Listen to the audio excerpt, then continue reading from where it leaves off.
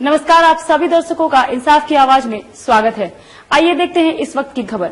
जनसंघ के संस्थापक डॉक्टर श्यामा प्रसाद मुखर्जी की पुण्यतिथि भारतीय जनता पार्टी द्वारा मंगलवार को बलिदान दिवस के रूप में मनाया गया। इस दौरान पूर्व मुख्यमंत्री रघुवर दास सहित भारतीय जनता पार्टी के कई कार्यकर्ता मौजूद रहे।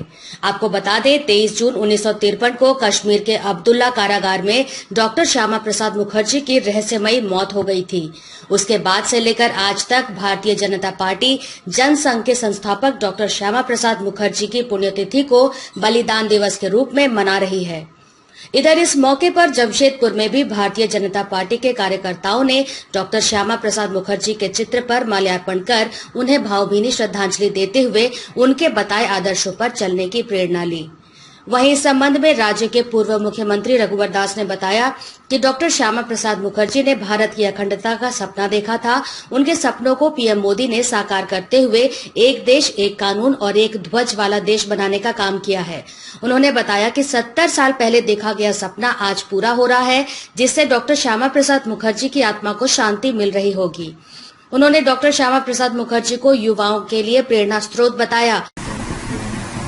आज 23 जून 1953 को डॉक्टर श्यामा प्रसाद मुखर्जी जी का कश्मीर में शेख अब्दुल्ला के कारागार में अति संवेदनात्मक अवस्था में देहांत हो गया। आज भारतीय जनता पार्टी पूरे देश में बलिदान दिवस के रूप में डॉक्टर श्यामा प्रसाद मुखर्जी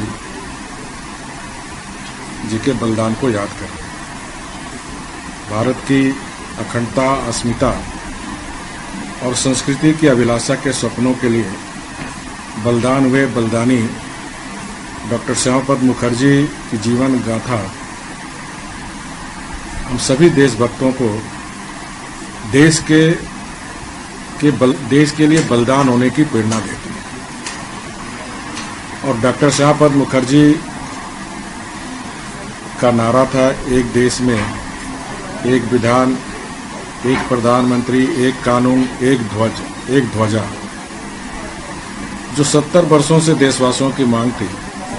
और उस मांग को हमारे देश के लोकप्रिय आदरणीय प्रधानमंत्री मोदी जी ने जम्मू कश्मीर में जो 370 धारा और 35A कानून को समाप्त कर डॉक्टर श्यामा प्रसाद मुखर्जी जी की बलिदान और देशवासियों की